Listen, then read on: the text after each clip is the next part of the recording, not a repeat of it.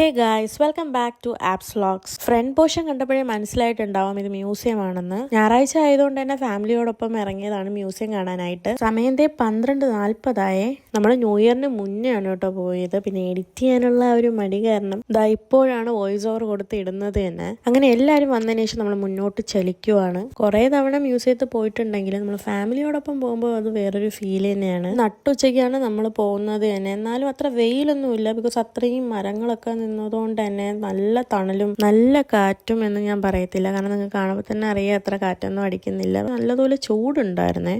ചേച്ചി പത്രം എടുക്കുന്നുണ്ട്. പത്രം വായിക്കാൻ പോകുന്നതല്ല, ഫുഡ് മുഖ്യമ്പെങ്കിലേ ഓൾറെഡി വലിയമ്മയൊക്കെ പ്രീ പ്ലാൻ ചെയ്ത് ഫുഡൊക്കെ കൊണ്ടുവന്നു. അതും വാഴയിലയിൽ പൊതിഞ്ഞാണ് കൊണ്ടുവന്നത്. നമുക്ക് രണ്ടാൾക്കും ഒരു പൊതിയാണ് കേട്ടോ എടുത്തത്. കാരണം 11:30 കഴിഞ്ഞപ്പോഴാണ് നമ്മൾ കാപ്പി കുടിച്ചത് തന്നെ. പിള്ളേരുള്ളത് കൊണ്ട് തന്നെ നമ്മൾ ആദ്യമേ ഫുഡൊക്കെ കഴിച്ചു. കാരണം അകത്ത് കയറിയ പിന്നെ ഇനി 4-5 മണിക്കൂർ കഴിഞ്ഞിട്ട് പുറത്തിറങ്ങാൻ പറ്റുള്ളൂ. അങ്ങനെ ഞങ്ങൾ എല്ലാവരും ഫുഡ് കഴിച്ചുകൊണ്ടിരിക്കുവാണ്. പൊതിച്ചോറിൽ പയറ് തോരൻ, ചമ്മന്തി, ബീട്രൂട്ട് തോരൻ, വെണ്ടയ്ക്ക ഫ്രൈ, മുട്ട ഓംലെറ്റ്, നല്ല വറ്റിച്ച ചൂര മീൻകറിയും ഉണ്ടായിരുന്നു. ആദ്യമേ പോയി എല്ലാവർക്കും ടിക്കറ്റ് എടുത്തു കേട്ടോ. ഇനി ഇത് കഴിച്ചു കഴിഞ്ഞതിന് ശേഷം കുറച്ച് നേരം റെസ്റ്റ് എടുത്തിട്ട് ഇനി അങ്ങോട്ട് പോകും.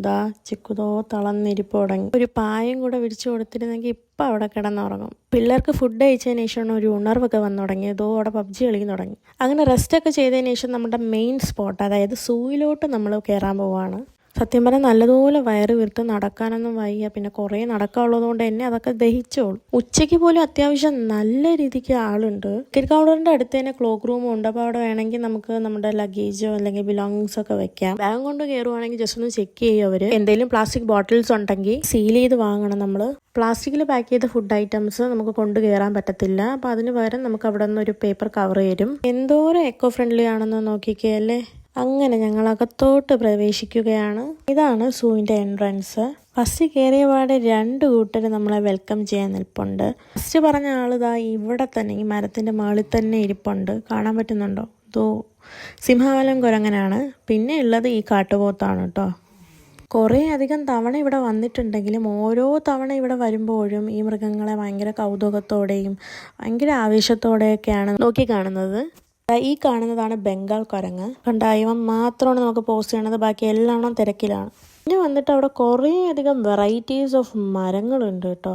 അതായത് എനിക്ക് തോന്നുന്നു 160 വർഷം പഴക്കമൊക്കെയുള്ള മരങ്ങളാണ് അവിടെ ഉള്ളത്. കാരണം ഈ നേപ്പിയർ മ്യൂസിയം തുടങ്ങിയിട്ട് തന്നെ 1857 അടുത്ത ഹൈലൈറ്റ് ഈ മൂങ്ങയാണ്. അവ അവിടെ നനങ്ങാതിരിക്കുന്നുണ്ട്. ഈ 2 കൂട്ടിലുള്ളവന്മാരും മാളിൽ കയറിയിരിക്കുകയാണ്. അതെനിക്ക് എടുക്കാൻ പറ്റിയില്ല. കുയിലിനെ പോലും വെറുതെ വിടൂല. അടുത്തത് ഈ കാണുന്നത് ഒരു കോഴീൻ്റെ ലുക്കൊക്കെ ഉണ്ട്. പക്ഷെ എന്താണെന്ന് കറക്റ്റ് അങ്ങോട്ട് അറിയില്ല. ബോർഡൊന്നും അവിടെ വെച്ചിട്ടുണ്ടായിരുന്നില്ല. പിന്നെ അപ്പുറത്തും ഇപ്പുറത്തും കാവൽഭടന്മാരെ പോലെ കാട്ടുമൊങ്ങയിരിപ്പുണ്ടായിരുന്നു. ഒന്ന് അനങ്ങുന്ന പോലുമില്ല. And this is my big brother Kanjikuzhi. അവിടെ എത്ര തത്തമ്മളാണ് ഇരിക്കുന്നതെന്നുണ്ടോ. ബഹളമൊന്നും ഇല്ലാതെ ഭയങ്കര അച്ചടക്കത്തോടെയാണ് എല്ലാണോ ഇരിക്കണത്. ദൈവനാണ് സൺ കോന്യോർ. എന്ത് ഭംഗിയാണെന്ന് നോക്കിക്കേ ഗൈസ്. ഇരിക്കണ ലെവനാണ് മഖാവ്.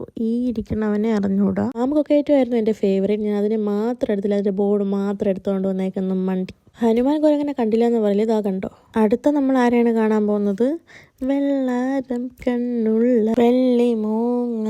എന്നിട്ട് നിങ്ങൾ വെള്ളിമൂങ്ങനെ കാണുന്നുണ്ടോ? ഞാനേ കണ്ടില്ല. അപ്പോഴാണ് ഇനി നിങ്ങൾ. അവിടെ വന്നിട്ട് കഴുകനും പരുന്തും ഒക്കെയാണ് ഉള്ളത്. ഇവനാണ് വൈറ്റ് ബെലീഡ് ഈഗിൾ അഥവാ വെള്ളവരയൻ കടൽപ്പരുന്ത്. ഇപ്പൊ ഇവിടെ സൂക്ഷിച്ചു നോക്കിയാൽ ഒരാളുടെ തല മാത്രം ഇങ്ങനെ പോകുന്നത് കാണാം. നടന്ന് വയ്യ, അങ്ങനെ റെസ്റ്റ് ചെയ്യുവാണ്. ഇതേപോലെ ഓരോ പോയിന്റ് കഴിഞ്ഞതിന് ശേഷം അവിടെ ഇതേപോലെ റെസ്റ്റ് ചെയ്യാനുള്ള സ്ഥലവും നമുക്ക് വാഷ്റൂമിൽ പോകണമെങ്കിൽ വാഷ്റൂമിൽ പോകാം. ഡ്രിങ്കിങ് വാട്ടറും അവിടെ അവൈലബിൾ ആണ്. ഈ ഗ്ലാസ്സിൽ കൂടെയുള്ള ഒരു വ്യൂ അടിപൊളിയാണ്. നിങ്ങൾക്ക് തന്നെ കാണുമ്പോൾ അറിയായിരിക്കും. അല്ലെങ്കിൽ പോകുമ്പോൾ ഈ ഗ്ലാസ്സിൽ കൊക്കിൻ്റെ കാഷ്ടം ഇരിക്കുന്നതുകൊണ്ട് അത്ര ഭയങ്കര ക്ലിയർ വ്യൂ ഒന്നും കിട്ടത്തില്ല. പക്ഷേ നമ്മൾ അന്ന് പോയപ്പോൾ ഫുൾ വൃത്തിയാക്കി ഇട്ടേക്കുമായിരുന്നു. ഇവനാണ് വാവ സുരേഷ് പിടിച്ച നീർനായ. ഇത് ഒരിടത്ത് അടങ്ങിയിരിക്കുന്ന കണ്ടില്ല, തലങ്ങും വിലങ്ങും ഇങ്ങനെ നീന്തിക്കൊണ്ടിരിക്കുമായിരുന്നു. അങ്ങനെ കുറേ നടന്നതിന് ശേഷം നമ്മുടെ റെസ്റ്റിംഗ് പ്ലേസ് വന്നേക്കുവാണ്. അവിടെ ഇരുന്ന കുറേ കാര്യങ്ങളൊക്കെ പറഞ്ഞ് ഫോട്ടോയൊക്കെ എടുത്തിരിക്കുമായിരുന്നു. അങ്ങനെ ഞങ്ങൾ വീണ്ടും ചലിക്കുന്നു.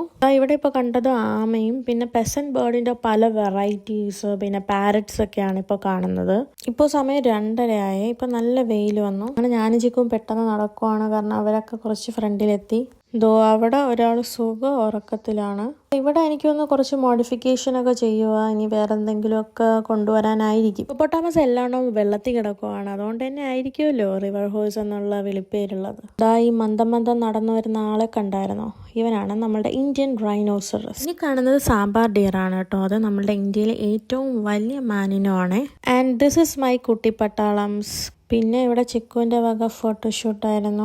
ഇവിടെ ഉള്ളതും മാൻ തന്നെയാണ്. മാനിനെ കാണാൻ വേണ്ടി എല്ലാണോ വലിഞ്ഞു കയറി നിൽപ്പുണ്ട്. ഇപ്രാവശ്യം പോയപ്പോൾ കരടീനെ കാണാൻ പറ്റിയിട്ടുണ്ട്. എന്നാലും അവർ അങ്ങാണ് പോയി നിൽക്കുന്നത്. കുറച്ചും കൂടെ താഴോട്ട് ഇറങ്ങി വന്നിരുന്നെങ്കിൽ നല്ലതുപോലെ കാണാമായിരുന്നു.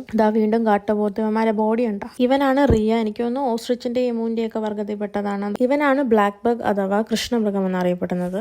ഇനി നമ്മൾ പോകുന്നത് സിംഹത്തിന്റെയും പുലിയുടെയും മടയിലേക്കാണ്. കാണുന്നത് ടീ സ്റ്റോൾ ആണ്. അതിനുശേഷം കയറി ചെല്ലുമ്പോൾ കാണുന്നത് പുള്ളിപ്പുലികളെയാണ്. ഈ ഒരു കേജിൽ തന്നെ 3-4 ലെപ്പേർഡ് ഉണ്ട്. നമ്മൾ അവിടെ നിന്ന് ചായ ഒന്നും വാങ്ങാൻ നിന്നില്ല. നമ്മളതിൽ സ്നാക്സ് ഉണ്ടായിരുന്നു, അത് വെച്ച് അഡ്ജസ്റ്റ് ചെയ്തു. പിന്നെ ലയണസിനെ കണ്ടു. ഇപ്പൊ കണ്ട പെൺസിംഹത്തിന് അത്ര ഉഷാറില്ലെങ്കിലും ഇവളുണ്ടല്ലോ, ഇവള് ഭയങ്കര എനർജറ്റിക് ആയിരുന്നേ. കടുവേനെ കാണാൻ അമ്മാതിരി തിരക്കായിരുന്നു. നടന്നു വരണ വരവ് കണ്ട. ദേശീയ മൃഗമില്ല, അപ്പം അത്രയും ചാടയൊക്കെ ആവാം. പിന്നെ അങ്ങോട്ട് നല്ല തിരക്കായിരുന്നു. ഇനിയിപ്പോൾ കാണാൻ പോകുന്ന ഹൈനേനെയാണ്. ഇതിനെ കാണുമ്പോൾ ലിയോ സിനിമയിലെ സുബ്രഹ്മണ്യനെയാണ് ഓർമ്മ വരുന്നത്. നേരത്തെ കണ്ട സിംഹം ഇവിടെ ഇരിപ്പുണ്ട്. ഇവനാണ് വൈറ്റ് ബംഗാൾ ടൈഗർ. നല്ല അഗ്രസീവ് ആയിരുന്നു. ഈ ടൈമിൽ അവന് ഫുഡ് കൊടുക്കുമായിരുന്നു. കാണുന്ന കാഴ്ച കണ്ടോ? ആ മാനിപ്പോൾ പ്രസവിച്ചിട്ട് ഒരു 5 മിനിറ്റൊക്കെ ആവത്തേ ഉള്ളൂ. ആ കുട്ടിമാൻ എങ്ങനെയെങ്കിലും എണീക്കാൻ നോക്കുവാണ്. അമ്മ അതുപോലെ അതിനെ ക്ലീൻ ചെയ്യുവാണ്. കുറേ കഴിയുമ്പോൾ ആ കുട്ടിമാൻ ഇവിടെ ഓടിച്ചാടി നടക്കുന്നത് കാണാം. അവിടുത്തെ വർക്കേഴ്സ് ഒന്നും ഇത് കണ്ടില്ല എന്ന് തോന്നുന്നു. ഇതാണ് ബട്ടർഫ്ലൈ പാർക്ക്. ഞാൻ ആ സെൻറ്ററിലെ ആ ഒരു വർക്ക് വേയിലൂടെ നടക്കുവാണ്. എന്ത് ബ്യൂട്ടിഫുൾ ആണെന്ന് നോക്കിയേ. കുറേയധികം ബട്ടർഫ്ലൈസും കാര്യങ്ങളുണ്ട്. പിന്നെ അവിടെ തന്നെ ആർട്ടിഫിഷ്യൽ ആയിട്ടുള്ള വാട്ടർഫോൾസ് ഒക്കെ നമുക്ക് കാണാം. 60ഓളം ചിത്രശലഭങ്ങൾ ഉണ്ടെന്നാണ് പറയുന്നത്. അവിടെ അതിനെ പറ്റിയിട്ടുള്ള ബോർഡൊക്കെ വെച്ചിട്ടുണ്ട്. ഇതിൻ്റെ ഉള്ളിൽ കയറുമ്പോൾ ഭയങ്കര പീസ്ഫുൾ ആയിട്ടുള്ള അറ്റ്മോസ്ഫിയർ ആണ്. നെക്സ്റ്റ് നമ്മൾ പോകുന്നത് റെപ്റ്റൈൽസിൻ്റെ സെക്ഷനിലോട്ടാണ്. ഇതിൻ്റെ ഉള്ളിൽ ഫസ്റ്റിൽ കയറുമ്പോൾ ബ്ലാക്ക് പൈത്തനായിരുന്നു കേട്ടോ കാണുന്നത്. പക്ഷെ ഇപ്പോൾ ആ ഒരു ഗ്ലാസ്സിൽ ഒന്നും തന്നെ ഇല്ല. ഈ ഗ്ലാസ്സിനുള്ളിൽ റോക്ക് പൈത്തനാണ് കേട്ടോ ഉള്ളത്. ഒരു 3-4 ഉണ്ടായിരുന്നു. നോൺ വെനമസും വെനമസും ആയിട്ടുള്ള സ്നേക്സിൻ്റെ പല വെറൈറ്റീസ് ഉണ്ടായിരുന്നു. ഇതാണ് ചേര. അതിൻ്റെ സൈസ് കണ്ടോ? ഇത് രാജവെമ്പാലയാണ്. ഇതിനുള്ളിൽ എനിക്ക് കുറേ ഷൂട്ട് ചെയ്യാനൊന്നും പറ്റിയില്ല, കാരണം ക്യൂവിലായിട്ടായിരുന്നു കേട്ടോ പോയത്. അപ്പോൾ എനിക്ക് വീഡിയോ ഒന്നും എടുക്കാനുള്ള സാവകാശം കിട്ടിയില്ല. അത് കഴിഞ്ഞ ശേഷം നമ്മൾ പുറത്തിറങ്ങുവാണ്. പിന്നെ അവിടെ കുറച്ച് നേരം ഇരുന്നിട്ടാണ് നമ്മൾ മെയിൻ എൻട്രൻസിൽ നിന്ന് ഇറങ്ങിയത് തന്നെ. ഇപ്പോൾ സമയം ഏതാണ്ട് ഒരു 4:15 കഴിയും. നമുക്ക് വെള്ളം ദാഹിച്ച് വയ്യ. അപ്പോൾ പിള്ളേരുടെ കാര്യം പറയണ്ടല്ലോ. അതിന് തൊട്ടടുത്ത് തന്നെ ഫുഡ് കോർട്ട് ഉണ്ടാവും. അവിടെ പോയി എല്ലാവർക്കും ജ്യൂസ് പറഞ്ഞു.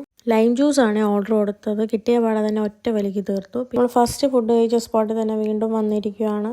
വീണ്ടും ഒരു സ്നാക്ക് ബ്രേക്ക് ആണ് കാണുന്നത്. ഏകദേശം 4 മണിക്കൂർ അതിനുള്ളിലായിരുന്നു. പക്ഷെ സമയം പോയത് അറിഞ്ഞില്ല കേട്ടോ. ശേഷം നമ്മൾ ആ പുല്ലിലങ്ങ് കിടന്നു. നല്ല സുഖം ഉണ്ടായിരുന്നേ. വ്യൂ കാണിച്ചു തരാം. പക്ഷെ ഒറ്റ കാറ്റ് പോലും അടിക്കുന്നില്ല. കാറ്റുമെല്ലാം അടിച്ചാൽ നമ്മളെപ്പോൾ ഉറങ്ങിയതെന്ന് ചോദിച്ചാൽ മതി. പിന്നെ എൻ്റെയും ചിക്കുവിൻ്റെ പ്രഹസനമാണ് ഈ കാണുന്നത്. നല്ല രസമുണ്ടായിരുന്നു അവിടെ കിടക്കാൻ. അങ്ങനെ തന്നെ കുറേ നേരം കിടക്കാൻ തോന്നി. പക്ഷേ ചേച്ചിക്കൊക്കെ നേരത്തെ വീട്ടിൽ പോകണം. അങ്ങനെ നമ്മൾ അവിടെ നിന്ന് എല്ലാവരും പാക്ക് ചെയ്ത് ഇറങ്ങി. നല്ലൊരു മെമ്മറബിൾ ആയിട്ടുള്ള ഡേ തന്നെയായിരുന്നു അന്ന്. ഇനി എന്നാണാവോ ഇനി ഇതേപോലെ വീണ്ടും ഒരുമിച്ച് നമ്മളെല്ലാവരും കൂടെ കൂടുന്നത്. സമയം ഇപ്പോൾ 5:30 എന്നാലും ആളുകളൊക്കെ ഇപ്പോഴും വന്നുകൊണ്ടിരിക്കുകയാണ്. പിന്നെ നമ്മൾ യാത്രയൊക്കെ പറഞ്ഞത് അവരവരെ വീട്ടിൽ പോവുകയാണ്. തിരിച്ച് പോകുന്ന വഴിക്ക് പിന്നെ മലബാർ ബൈറ്റ്സിൽ കയറി കോഫിയും കട്ട്ലറ്റും കഴിച്ചു. അപ്പോൾ ഇത്രയേ ഉള്ളൂ ഇന്നത്തെ വ്ളോഗ്. ഇനി നെക്സ്റ്റ് വീഡിയോയിൽ കാണുന്നവരേക്കും ഓക്കെ, ബൈ.